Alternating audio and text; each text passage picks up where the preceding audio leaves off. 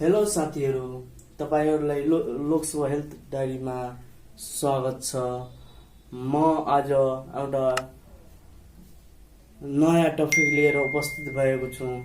So तपाईहरुले यो भिडियोलाई अन्तसम्म हेरिदिनु होला अनि मन पर्यो भने लाइक गरिदिनु होला अनि सब्स्क्राइब गर्न नभुल्नु होला ताकि नयाँ नयाँ भिडियो तपाईकहाँ पुग्नमा अप्ठ्यारो नहोस्। आजको टपिक छ डाइजेस्टिभ सिस्टम। आजको टपिक हामीहरू डाइजेस्टिभ सिस्टमको बारेमा पढ्नेछौँ। सो डाइजेस्टिभ सिस्टममा के कुन कुन अङ्गहरू पर्छ यो आज हामी पढ्नेछौँ। सबभन्दा पहिला डाइजेस्टिभ सिस्टममा अङ्गहरू कुन कुन अङ्गहरू पर्छ यो बुझौँ हामीहरू। डाइजेस्टिभ सिस्टममा यो माउथदेखि एनसम्मको भागलाई डाइजेस्टिभ सिस्टमको अङ्गहरू पर्ने गर्छ, जसमा यो ओरल क्याभिटीदेखि एनसम्मको भागमा के पर्छ हेरौँ। यहाँ माथि दिएको छ फ्यारेङ्स पर्छ, सेलेब्री ग्ल्यान्ड पर्छ, इसोफेगस पर्छ, लिभर पर्छ, स्टोमक पर्छ, प्यानक्रियाज पर्छ, गल ब्लाडर पर्छ, डेडुनम पर्छ, जेजुनम पर्छ, इलियम पर्छ, एनस पर्छ, जसमा भने स्मल इन्टेस्टाइन छुट्टै छ अनि लार्ज इन्टेस्टाइनमा ट्रान्सभर्स कोलम अनि डिसेन्डिङ कोलम, एसेन्डिङ कोलम अनि कोलम अनि एपेन्डिक्स, रेक्टम अनि त्यसपछि एनस है। ल अब हामीहरू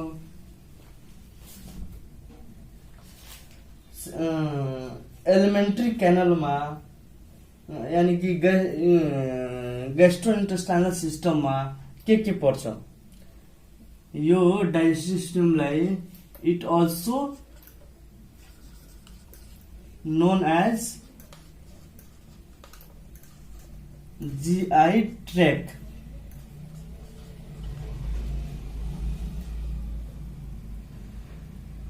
यसलाई ग्यास्ट्रोइन्टेस्टाइनल ट्र्याक्ट पनि भनिन्छ है। यो सबभन्दा पहिला एलिमेन्ट्री क्यानलमा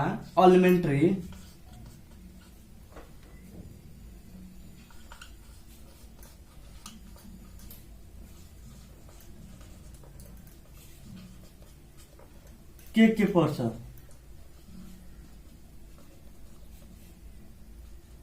के पर्दछ एलिमेन्ट्री क्यानलमा कुन कुन अङ्गहरू पर्दछ यो पढौँ है।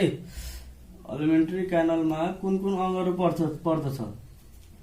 एलिमेन्ट्री क्यानलमा पहिला सुरुवात गर्दाखेरि माथिदेखि तलसम्म सुरुवात गर्नुपर्छ है। माथिमा के पर्छ, माथिमा के छ यो हेरौँ त। यो यहाँ के छ, माउथ छ। नम्बर 1 मा माउथ लेख्ने अथवा ओरल क्याभिटी लेख्ने। ओरल क्याभिटी पनि भन्न सकिन्छ।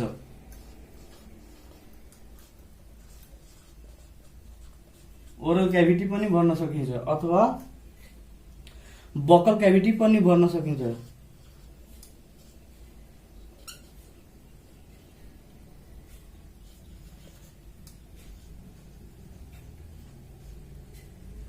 है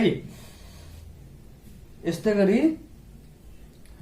टङ पनि तित पनि पर्छ।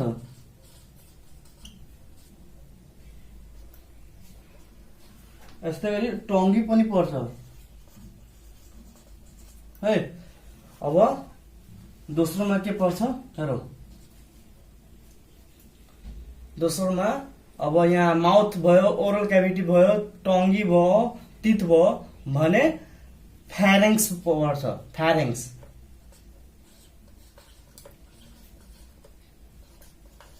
फ्यारेङ्स यसलाई नेपालीमा के भनिन्छ, कण्ठ है, कण्ठ गर्ने। यस्तै गरी त्यसैमा जब फ्यारेन्क्स पर्छ भने अनि त्यसको तल के छ सेलेब्रिक ग्ल्यान्ड छ अनि इसोफेगस छ। त यहाँ सेलेब्रिक ग्ल्यान्ड लेख्ने सेलेब्रिक ग्ल्यान्ड इसोफेगस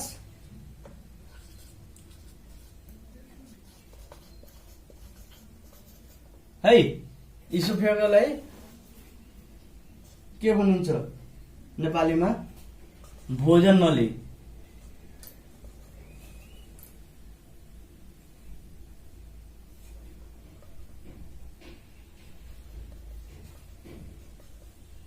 है अब यस्तै गरी जब इसोफेगस भयो भने अब स्टोमकमा आउने स्टोमक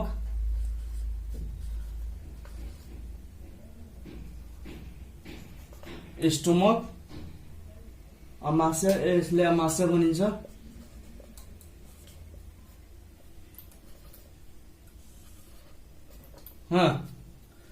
अनि त्यसपछि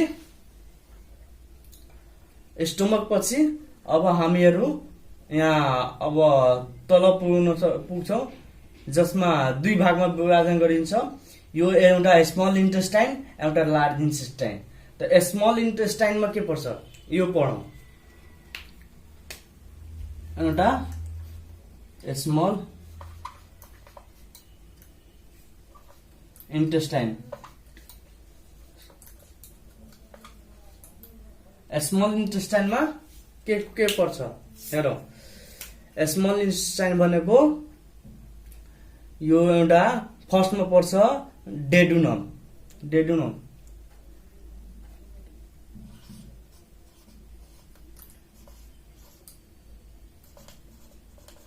डेडुनम पर्छ। त्यसपछि जेजुनम पर्छ है। त्यसपछि डेडुनम भयो, त्यसपछि जेजुनम भयो, त्यसपछि इलियम पर्छ। लास्टमा इलियम पर्छ है। इलियम पर्छ। त्यसपछि अब स्मल इन्टेस्टाइनमा जब डेडुनम जेजुनम इलियम पर्छ भने लार्ज इन्टेस्टाइनमा के पर्छ यो हेरौं।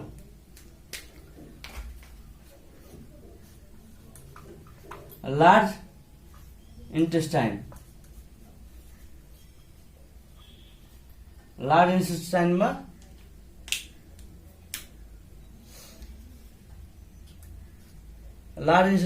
पहिला के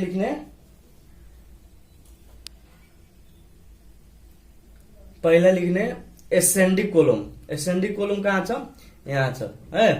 एसेन्डिक कोलम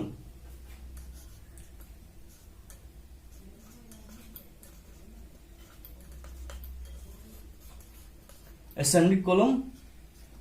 त्यसपछि यहाँ आउने ट्रान्सफर। अब यहाँदेखि माथि आउने ट्रान्सफर कोलम।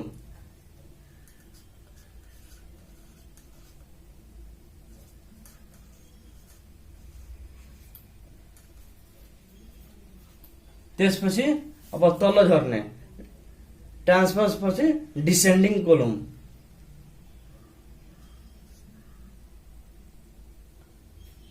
ट्रान्सफर पछि डिसेन्डिङ।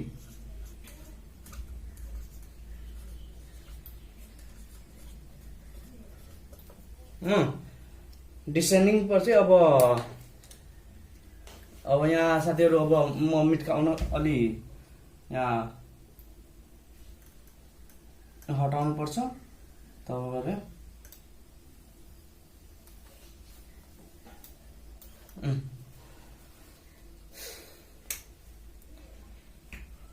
यहाँ लार्ज इन्टेस्टाइनमा के पर्छ एसेन्डिङ कोलम, ट्रान्सफर कोलम अनि डिसेन्डिङ कोलम अनि त्यसपछि सकम। त्यसपछि एपेन्डिक्स,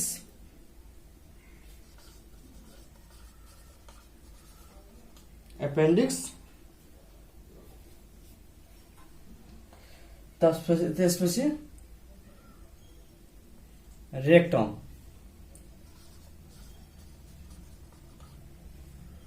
त्यसपछि एनस, एलिमेन्ट्री क्यानरमा हामीहरू अब एलिमेन्ट्री क्यानरमा के गर्नुपर्छ एकचोटि अझ रिभाइज गर्नु। रिभाइज गर्दाखेरि यहाँ माउथ पर्छ, ओरल क्याभिटी पर्छ, वा बकल क्याभिटी पनि भन्न सकिन्छ, अनि तित पर्छ, टङ्गी पर्छ। त्यसपछि आऊ यहाँ फ्यारेन्क्स पर्छ, फ्यारेन्क्स पछि इसोफेगस पर्छ, इसोफेगस पछि स्टोमक पर्छ। अब स्टोमक पछि दुई भागमा विभाजन हुन्छ, जसमा एउटा लार्ज इन्टेस्टाइन एउटा स्मल इन्टेस्टाइन पर्छ। अब स्मल इन्टेस्टाइनको बारेमा पढौँ। स्मल इन्टेस्टाइनमा के पर्छ? डेजुनम पर्छ, जेजुनम पर्छ, इलियम पर्छ। त्यसै गरी लार्ज इन्टेस्टाइनमा के पर्छ? एसेन्डिङ कोलम पर्छ, ट्रान्सफर कोलम पर्छ, अनि डिसेन्डिङ कोलम पर्छ, सकम पर्छ, एपेन्डिक्स पर्छ, रेक्टम पर्छ, एनस पर्छ। अब यस्तै गरी अब हामीहरू एउटा एउटा पार्टको बारेमा पढ्नेछौँ। अब यहाँ डाइजेस्टिभ सिस्टममा पढ्ने अङ्गहरूको एउटा एउटा गरी हामीहरू पढ्नेछौँ। ल सुरुवात गरौँ।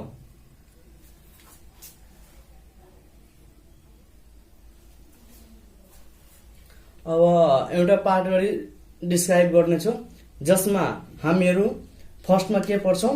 सेलेब्री ग्ल्यान्डको बारेमा। सेलेब्री ग्ल्यान्ड चाहिँ 3 पेयरमा हुन्छ। यो 3वटा पेयरले बनेको हुन्छ। सेलेब्री ग्ल्यान्ड चाहिँ 3वटा पेयरले बनेको हुन्छ, जसमा 3वटा पेयरमा के पर्छ? फर्स्टमा हामीहरू पढ्छौँ। फर्स्टमा पर्छ प्यारोटिड ग्ल्यान्ड। प्यारोटिड ग्ल्यान्ड। प्यारोटिड ग्ल्यान्ड भनेको यो एउटा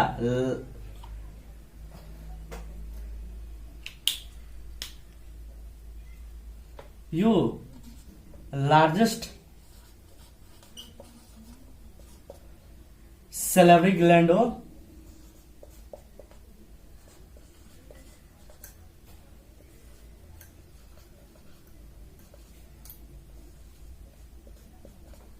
यो एउटा लार्जेस्ट सेलेब्री ग्ल्यान्ड हो। यसमा एक किसिमको र्यालमा पाइने एउटा इन्जाइम हुन्छ। त्यो इन्जाइमलाई हामीहरूले के भन्छौँ? त्यो इन्जाइमलाई एमाइलेस, सेलेब्री एमाइलेस वा पिटाइलिन भनिन्छ है।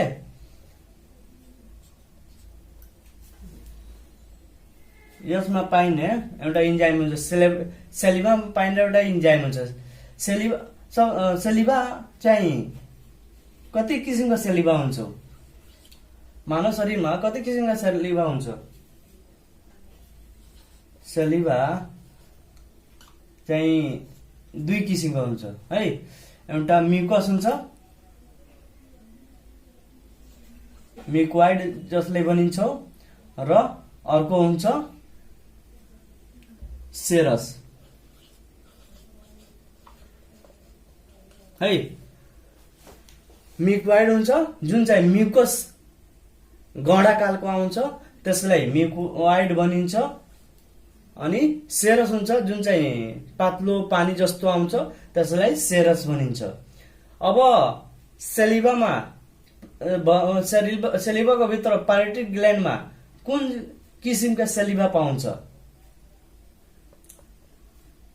प्यारोटिड ग्ल्यान्डमा कुन किसिमको सेलिभा पाउँछ? यो हामीहरूको सेरस किसिमको सेलिभा पाउँछ। वाटरका हुन्छ, पानी जस्तो हुन्छ, त्यस्तो किसिमको सेलिभा पाउँछ। यो सेलिभामा पाइने एउटा इन्जाइम हुन्छ। त्यो इन्जाइमलाई हामीले के भन्छौँ? सेलेब्री एमाइलेस।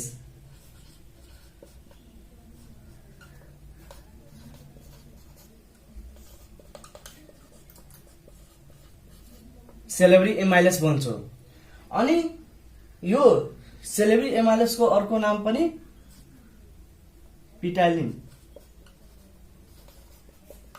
भन्छौँ है। अनि यो पिटाइलिनको केले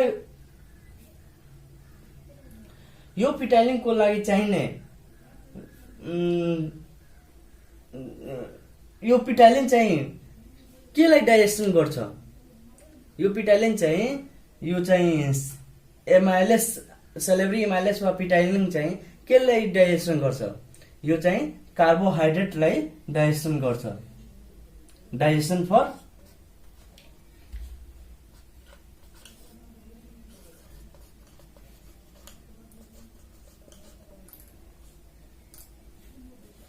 कार्बोहाइड्रेट है। यो पिटाइलिन चाहिँ कार्बोहाइड्रेटलाई डाइजेसन गर्छ। अनि यसमा पाइने सेलिभा जुन चाहिँ सेलिभा हुन्छ कति % पाउँछ? सबभन्दा बढी सेलिभा केमा कुन ग्ल्यान्डमा पाउँछ? सबभन्दा बढी सेलिभा सब मेन्डुबल ग्ल्यान्डमा पाउँछ। जो चाहिँ सेलेब्री ग्ल्यान्डको भित्र पर्दछ प्यारोटिड ग्ल्यान्ड, सब मेन्डुबल ग्ल्यान्ड, सब लिङ्गुअल ग्ल्यान्ड पर्दछ। 3 किसिमको सेलेब्री ग्ल्यान्ड पाउँछ, जसमा सबभन्दा लार्जेस्ट चाहिँ प्यारोटिड ग्ल्यान्ड हो। अनि सेरस किसिमका सेलिभा पाउँछ। अनि यसमा पाइने सेलिभा चाहिँ सेरेब्री एमाइलेस हो। अनि यो चाहिँ केलाई डाइजेसन गर्दछ? कार्बोहाइड्रेटलाई डाइजेसन गर्दछ। अनि यसमा पाइने सेलिभा चाहिँ 20% हुन्छ। यसमा पाइने सेलिभा 20% हुन्छ है। अनि यो प्यारोटिड ग्ल्यान्डलाई कुन नर्भले सप्लाई गर्दछ? प्यारोटिड ग्ल्यान्डलाई कुन नर्भले सप्लाई गर्दछ?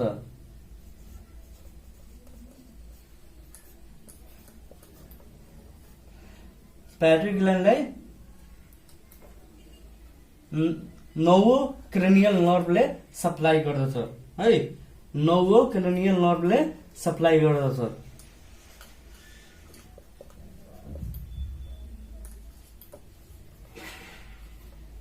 जसको नाम ग्लाइसोफ्रेन्जियल नर्भ हो है। नोभोक्रेनियल नर्भको नाम ग्लाइसोफ्रेन्जियल नर्भ हो। अब यस्तै गरी अब प्यारोटिड ग्ल्यान्ड चाहिँ पढिसक्यो। अब यसमा पढ्न सेलेब्री ग्ल्यान्डमा पर्छ 3 किसिमको gland, प्यारोटिड gland, submandibular gland, मेन्डुबल gland. अब प्यारोटिड ग्ल्यान्ड पछि के आउँछ? सब मेन्डुबल ग्ल्यान्ड। प्यारोटिड ग्ल्यान्ड पछि सब मेन्डुबल ग्ल्यान्ड आउँछ। ल अब सब मेन्डुबल ग्ल्यान्डको बारेमा पढौं।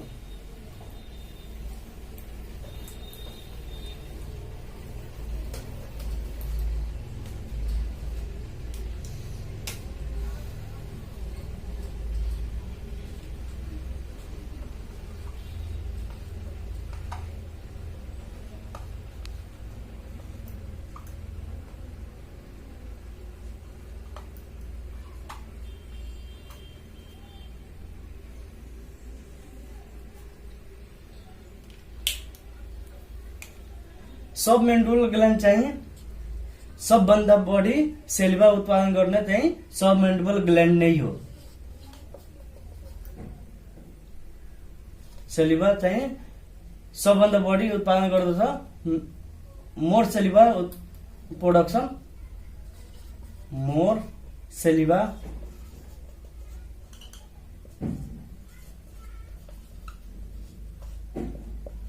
Production in salivary submandibular gland, submandibular gland है। अनि कति % उत्पादन गर्दछ? 75%। त्यस्तै गरी यो सेलेब्री सब मेन्डुबल ग्ल्यान्डमा कुन किसिमका सेलिभा पाउँछ? यो सब मेन्डुबल ग्ल्यान्डमा मिक्वाइड र सेरस दुवै किसिमका सेलिभा पाउँछ। मिक्वाइड र सेरस दुवै किसिमका सब मेन्डुबल ग्ल्यान्डमा सेलिभाहरू पाउँदछ। यो उत्पादन गरेको रसले वेस्टर्न डक्टबाट मुखसम्म पुर्याउँदछ। उत्पादन गरेको रसलाई वेस्टर्न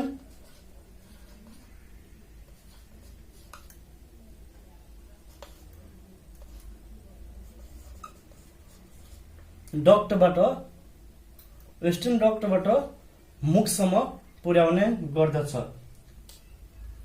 अनि जब प्यारोटिड ग्ल्यान्डमा नर्भ सप्लाई गर्दछ ग्लाइकोफ्रेन्जियल चाहिँ नोभोक्रेनियल नर्भ भने सबमेन्डिबल ग्ल्यान्डमा कुन चाहिँ नर्भ सप्लाई गर्दछ?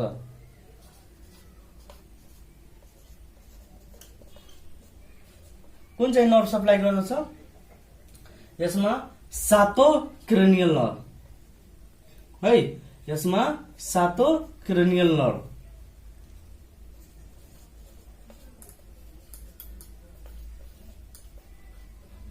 है।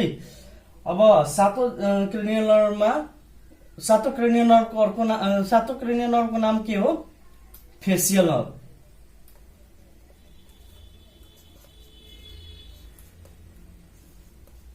है। सेलेब्री ग्ल्यान्डमा हामीहरू के पढ्यौं? सेलेब्री ग्ल्यान्डमा 3 पेयरको हुन्छ, जसमा प्यारोटिड ग्ल्यान्ड पर्दछ, सबमेन्डिबल ग्ल्यान्ड पर्दछ अनि त्यसपछि सबलिङ्गुअल ग्ल्यान्ड पर्दछ।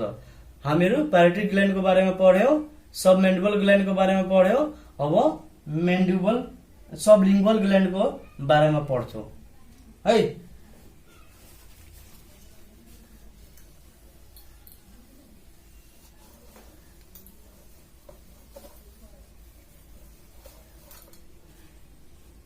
अब सबलिङ्गुअल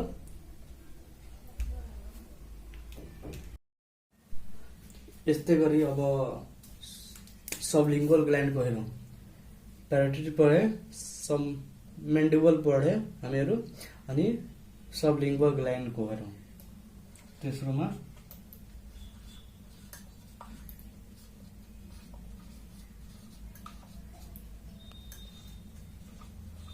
सबलिङ्गुअल है।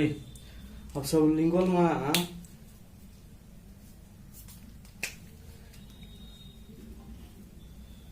यो ग्रन्थि छ नि, यो ग्रन्थि चाहिँ सबभन्दा कम रियाल उत्पादन गर्दछ, लेस देन प्रोडक्सन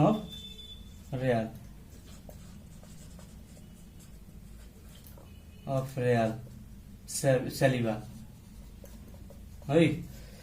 अनि यो ग्रन्थि चाहिँ मिक्वाइड टाइपको रियाल उत्पादन गर्दछ।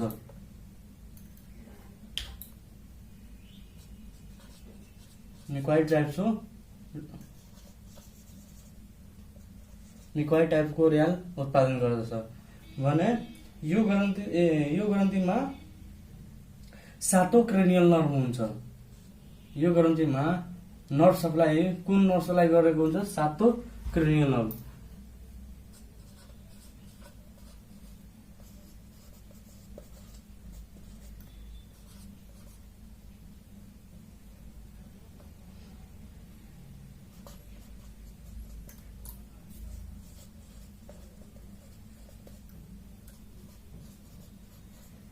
जुन चाहिँ सातो क्रेनियल नर्भको नाम के हो?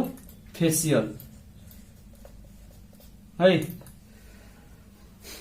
यस्तै गरी अब हामीहरू